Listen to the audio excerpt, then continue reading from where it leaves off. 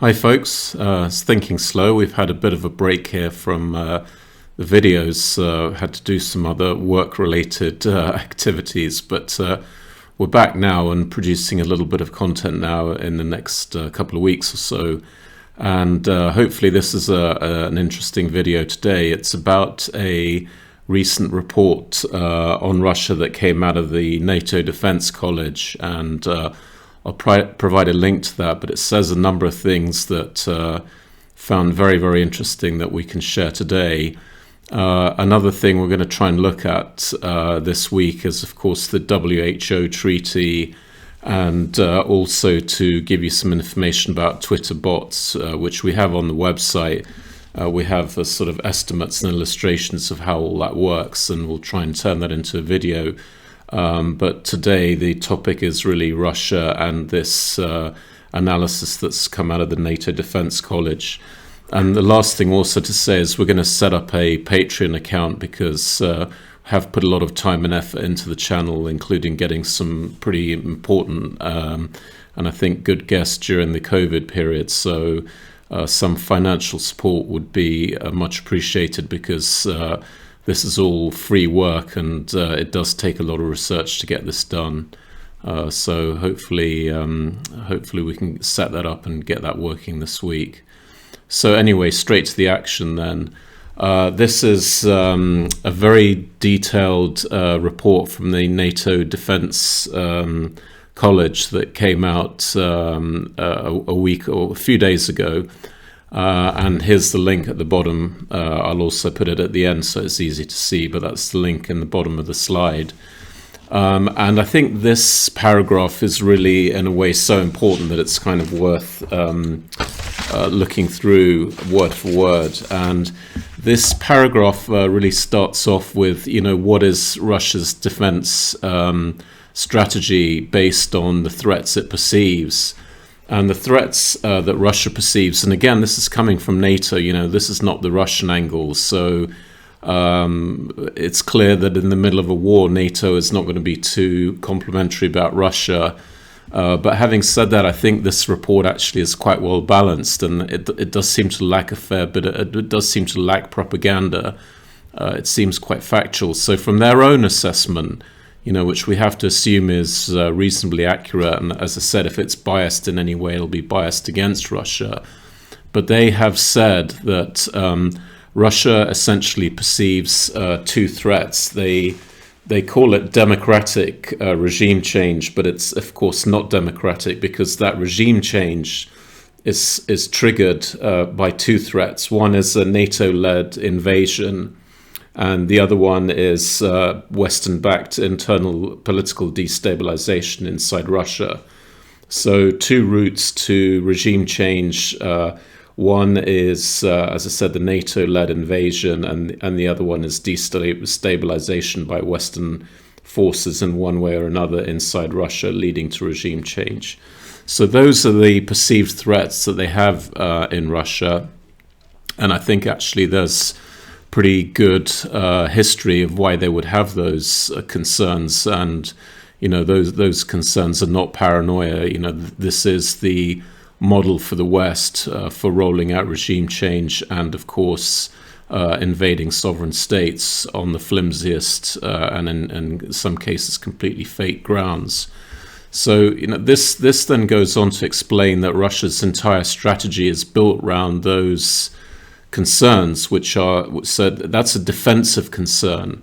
And this is what it says word for word: Russia's grand strategy in Europe has largely centered on a posture of defense, deterrence, and internal security against the West, i.e. defending itself against the West, each of which require capabilities, institutions, and doctrines that diverge from the requirements of a conventional military offensive.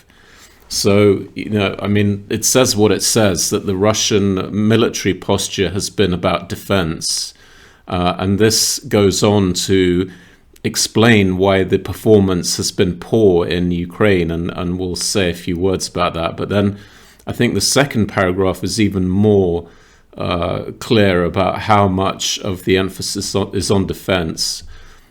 Consider Moscow's investments in defense and deterrence against NATO as part of its 15-year military modernization project begun in 2008. Russia invested a large part of its defense budget in capabilities that support a defense and deterrence mission, but not an offensive military campaign. And then it goes on to things that they've done to deter a NATO aggression. And then closing this sentence with against the NATO advance. Now, this paragraph, and we'll come back to it because I think for me it had a couple of jaw-dropping implications from this. And again, this is the NATO Defense College's assessment. So, this is not the Russians saying this or the Belarusians or anybody else. This is effectively Russia's opponents acknowledging that their plans were essentially defensive. And this paragraph then goes on to explain why Russia has performed poorly inside Ukraine, that basically the forces that they have been engineered for defense. And they give a particular example of Rosgvardia, which is a sort of militarized police, which they explain, that body is essentially set up to protect the political leadership in the event of an internal military, an internal political coup organized and orchestrated by the West. And it goes on to say that those units have been sent to Ukraine and they've basically been slaughtered because that's not their mission. They're not an offensive sort of grand scale of war military unit. It's a unit designed to protect political leadership. And and it develops that theme, and it explains why Russia's been making very slow progress. But, importantly, this is the beginning, that the actual posture of Russia is defensive. And that really leads to some very interesting conclusions, given what our Western leadership is saying about Russian intentions. So before doing that, let's just also step back a bit and go through some of the issues that we went through in a video called Who Started the War? And we've maintained right from the beginning that it always has been a Western objective, which was never really announced too much out in the open, but it is now being announced in the open, to organize a regime change inside Russia. And we went through this RAND Corporation document from 2019, so reasonably well before this military operation started, that actually specifically goes through a number of options to destabilize Russia. I mean, that's what this report is all about: overextending and unbalancing Russia. With the aim of which then is to have a regime change. And one of the primary options in there was militarizing Ukraine. And when they wrote this document, they understood that that could easily spill over into full-scale war, which is exactly what happened. So the West has been pursuing this as a strategy to unbalance Russia, knowing full well what the implications and possible outcomes of that are. And that those outcomes have come to pass. We are now in a full-scale conventional war, but they knew that at the time of this strategy, and they knew that militarizing Ukraine would probably or could lead to a full-scale war, which is what we've seen happening basically. So again, now we put those pieces together and we go right back to the very beginning of our videos, which was to talk about the two perspectives on the Ukraine conflict. And the West, the Russian one is what it is. It hasn't changed. And I think as things move on, actually the Russian perspective begins to look more credible and believable. But let's have a look at the Western narrative. And we put this together in March, so we haven't changed this at all. But this was the mainstream narrative. Every country has the right to choose its alliances. Okay, that's true. But then when deep state Washington is deep into that country pulling strings, this then is no longer a hard principle. It becomes a bit of a blurred mess. But then, this was the other talking point. Putin is drunk on power and irrational. And again, that Rand document shows that he's certainly not irrational, because Rand is essentially the sort of deep state military policy planning unit. So definitely not irrational, given that is in black and white, that arming Ukraine is a way to destabilize Russia. And then this, of course, now for me is the most amazing assertion made by the talking heads in the West and repeated over and over again, that, Putin is on a mission to recreate the Soviet Union, and it's not just about Ukraine. The tanks are going to keep rolling right through into Poland, etc., etc., etc. Now, just think again back to that NATO Defense College paragraph, that the whole of Russian defense capability has been created in order to defend the country against regime change efforts, either through NATO-led invasion or Western-backed political instability inside Russia. And Russia wasn't ready and has never really been prepared for aggressive military action on a war of aggression. So it completely contradicts what the talking heads were telling us at the beginning of this conflict, that this is some kind of crazy plan to recreate the Soviet Union. But a crazy plan to recreate the Soviet Union, but since 2008 they haven't invested in that capability. That capability doesn't exist, and therefore that explains why they're going slowly and maybe not as well as they could be inside Ukraine. So a lot of things don't add up here. But for me, that paragraph alone raises enormous questions about, well, if you knew that Russia's defensive essentially, and you knew that it's worried about NATO-led invasion and internal Western meddling in its affairs, why did you then push for NATO expansion up to Russia's border? And why have you constantly, or not constantly, but I'm sure there's a lot of political games inside Russia that are being played by the West. I mean, you only have to look at this crazy Lindsey Graham calling for people inside Russia to assassinate the president. So, the West is doing exactly what Russia is and always was nervous about. So creating political instability inside Russia. Is there a Brutus in Russia? He is calling directly for the assassination of the leadership. So, those are the things that Russia, as it turns out, rightly was worried about. And those are the things that it set its whole military planning up to defend against.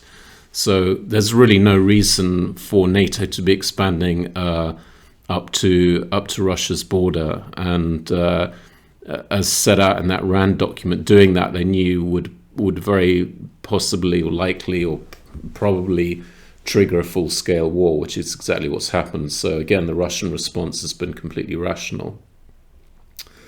And then just before closing this out, we're going to look at some of the things that President Putin said over the last couple of days. But, another sort of rational aspect of the Russian stance is they understand full well that the US strategy of my enemy's enemy is my friend.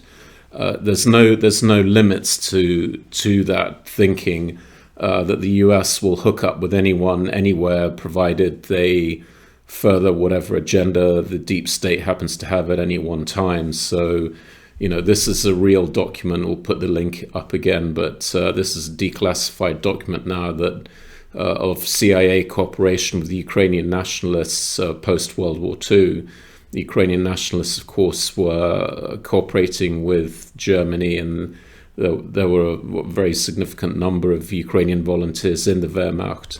So Russians understand that the US will hook up with anybody and everybody in order to further their agenda. So, the NATO with the US as the main backer is a danger for Russia as they see it. And I think they have good reason to think that, leaving aside Iraq, Syria, Libya, Yemen, etc., Yugoslavia, and so on and so forth. So this is not some completely crazy paranoia. This is actually I would be extremely unhappy having NATO on my border, and would try and avoid that as much as possible. And then, looking again at the narrative, I think we've destroyed a couple of the initial narrative points, the irrationality of Putin and this idea that he's on a crusade to recreate the Soviet Union, even though they haven't invested anything in that military capability.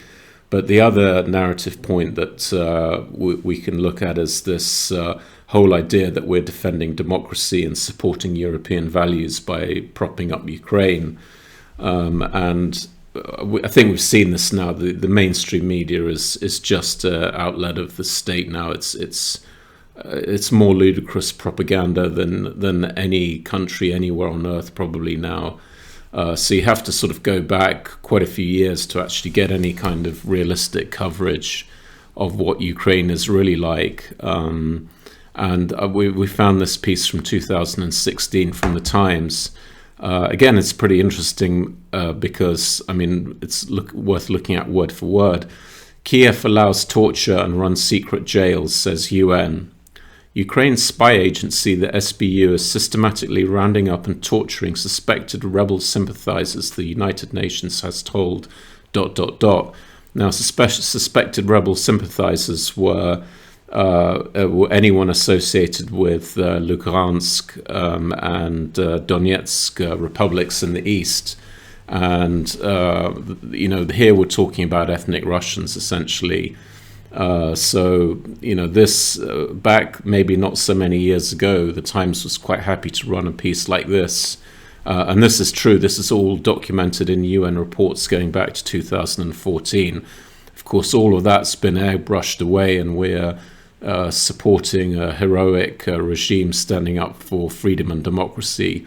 Although the Kiev regime is one of the worst probably anywhere. Russia regime is certainly not perfect. But the Kiev regime also leaves a lot to be desired. So the idea that we're propping up a sort of whiter than white paradise of democracy and freedom and effective government is ludicrous, basically. And you can see that from any old coverage sort of pre-2020, which actually deals in facts rather than propaganda and fiction. So this is just one, but it was an interesting one that popped up, again, not that many years ago. So let's see what Putin has been saying. This was the quote really from the beginning of this whole campaign. And I'm not going to read the whole thing, but it's worth reading these lines at the end. The truth is that the problems faced by millions of people in the West are the result of years of actions by the ruling elites in the West, their mistakes, myopia, and ambitions. These elites are not thinking about how to improve the lives of their citizens. They are obsessed with their selfish interests and super profits. I would completely agree with that statement, and I think we can see now the elites drifting off into a world of their own.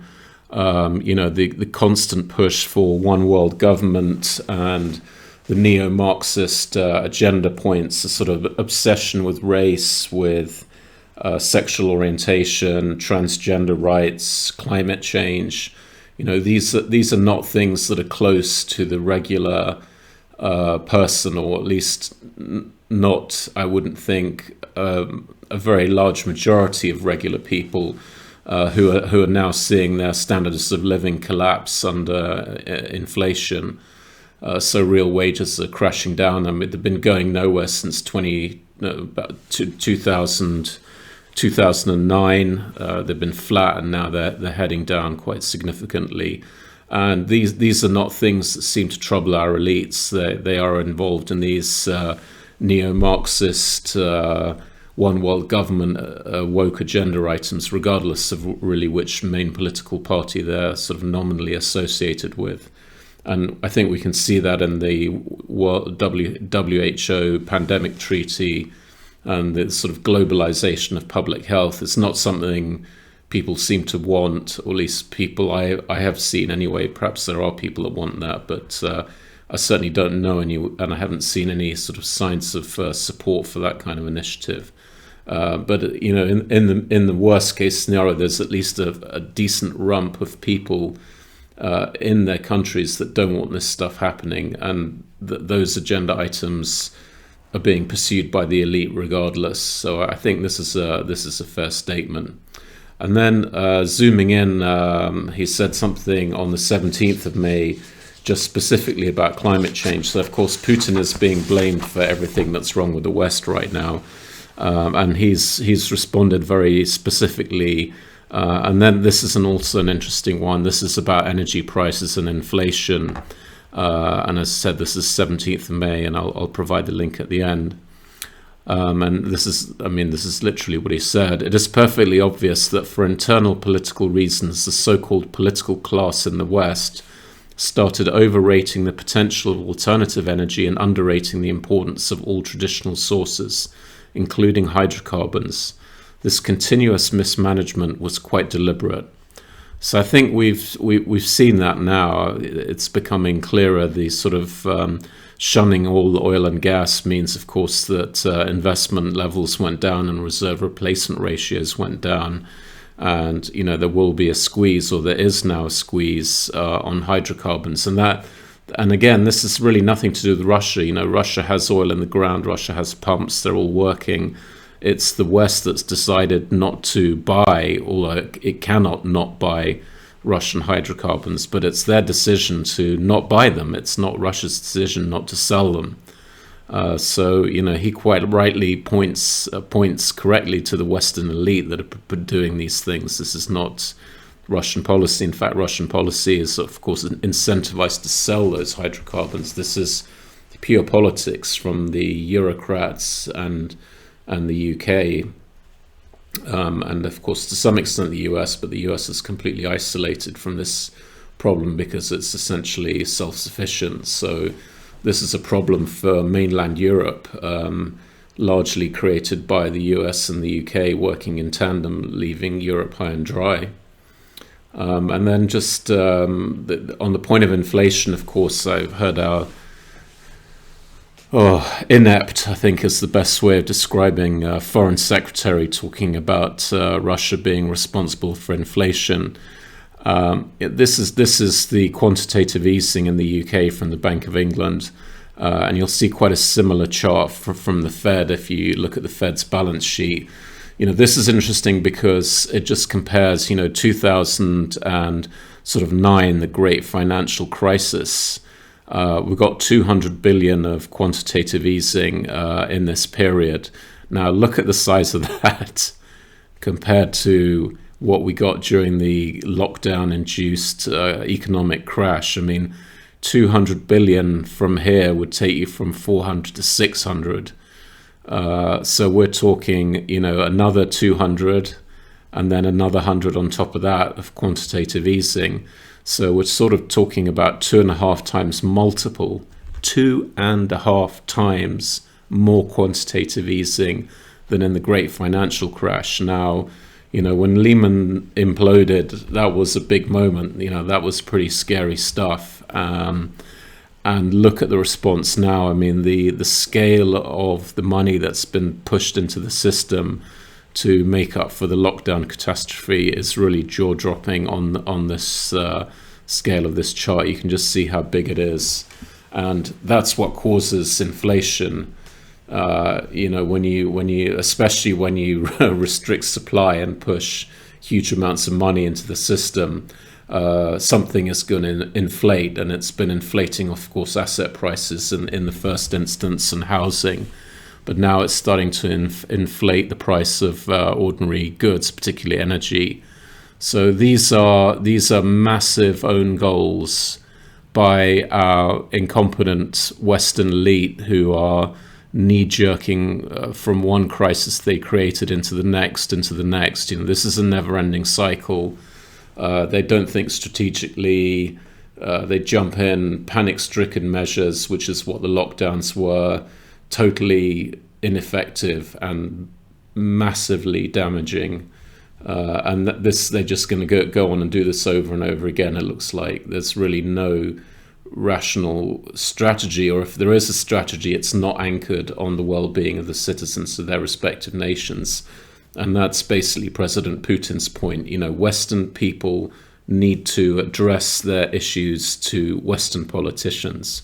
Russia's pumping oil, it's ready to sell oil, same with gas, but it's the Western politicians who are refusing to buy that oil and gas, and they will have to face the consequences, including all of the consequences for this money printing.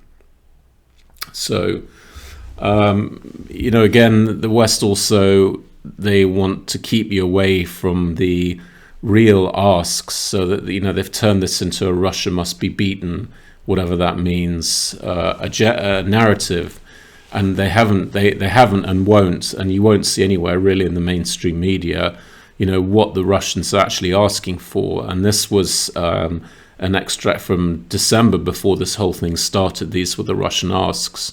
NATO non-expansion, and again thinking back to that NATO Defense College analysis of Russia's posture, that makes a lot of sense. Why wouldn't you agree to non-expansion?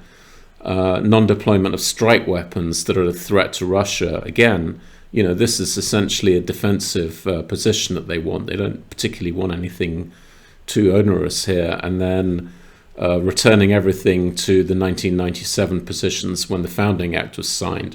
Now that's obviously much more complicated, but again, it's not particularly an aggressive ask. But the point is that the media and the Western politicians don't want to look at any of these issues, because these issues will ask, well, why don't you sit down and negotiate instead of pushing for regime change in Russia and or a full defeat of Russia inside Ukraine and the loss of all territory, including now people asking for Crimea as well to be sort of militarily taken back from Russia. Well, I mean, Crimea's massively ethnic Russian, I think somewhere about 3/4, and voted overwhelmingly, okay, in an imperfect referendum, but it was a referendum to stay in Russia. So, these sort of new goals that they're trying to set are completely ridiculous. And that's to avoid really talking about any of the asks and working towards a negotiated settlement. And of course, people die while this continues on both sides. And here's one of the main unhinged warmongers. Of course, like all good warmongers, he's sitting several thousand miles away in Washington. He's Swedish, so difficult to know why he gets so emotional and irate and aggressive against Russia. I happen to know the reason why that is, but I can't really go into that here. I just wanted to say from this tweet, which we covered actually in one of the other videos, that he's now haranguing Macron and Schulz for having meetings with Putin and sort of daring to go down the negotiated settlement route. But I just wanted to make clear from this tweet from 2021, which he deleted and we were able to fortunately recover, that he's also extremely aggressive against Zelensky. This tweet's addressed to Zelensky, President Zelensky, and his press secretary, Yulia Mendel, it was back then. It's all exclamation marks. I am fighting for Ukraine. I have no idea what you are doing, he tells the president of the country. Why does your boss defend the greatest crook in Ukraine? Kolomoisky, answer.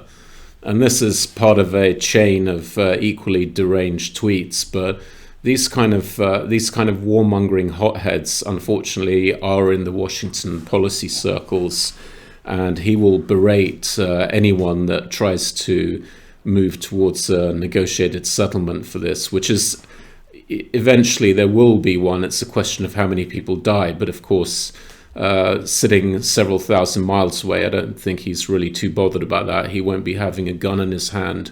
He won't be anywhere near a trench, so he's happy to be an armchair general screaming for this war to be expanded, more weapons, more this, more that, don't negotiate.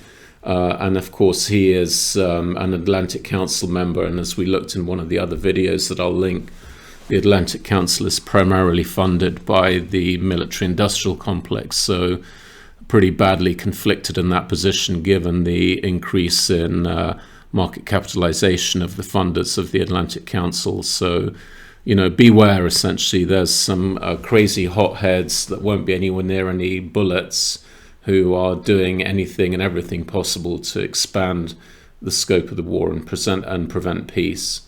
And they're aggressive towards everyone, essentially. I think this is what this mad tweet to Zelensky actually illustrates.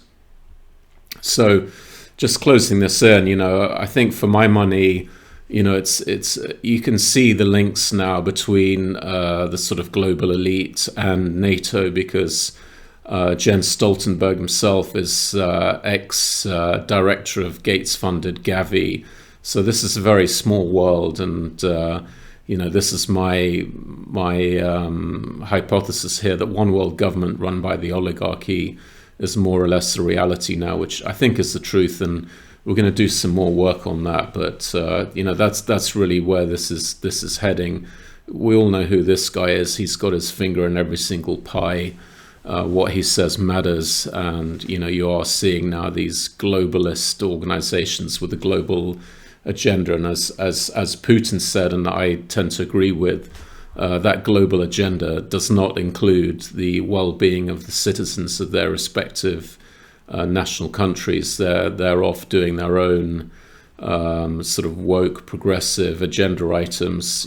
Come hell or high water, they don't care about the collateral damage from what they're doing. And I think the Russia war is a good example of that. As someone said, this is the US fighting Russia down to the last Ukrainian, and that's certainly what it looks like more and more every day.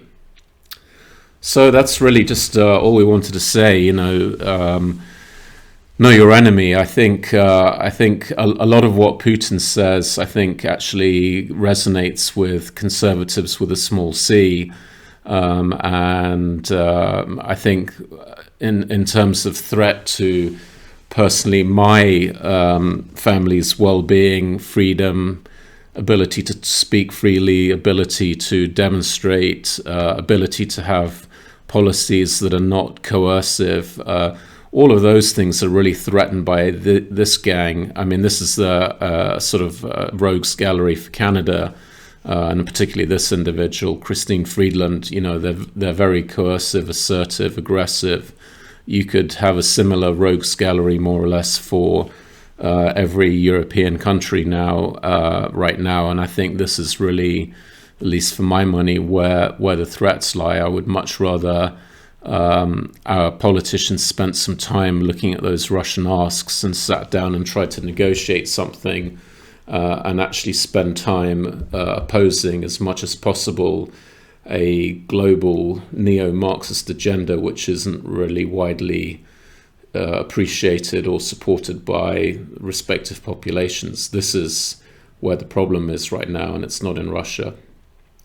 So I hope you've enjoyed that. I'm going to try and put together a closing slide, which will actually show the links to a couple of the films that support this film, because we have spent quite a lot of time on a couple of the other issues, particularly who's funding what, and then how this war started, and including going back through the leaked cables from 2008 and other materials. So you can maybe click on those links. So please subscribe also to the channel, and follow us on Twitter as well. And as I said, we'll be setting up this a Patreon account, and hopefully we can get some support, because we need the support to keep going. Essentially, I've had to take a long break now because I had to work on some other paying projects, but if we can get some financial support in through Patreon, it'll make it easier to keep producing material here.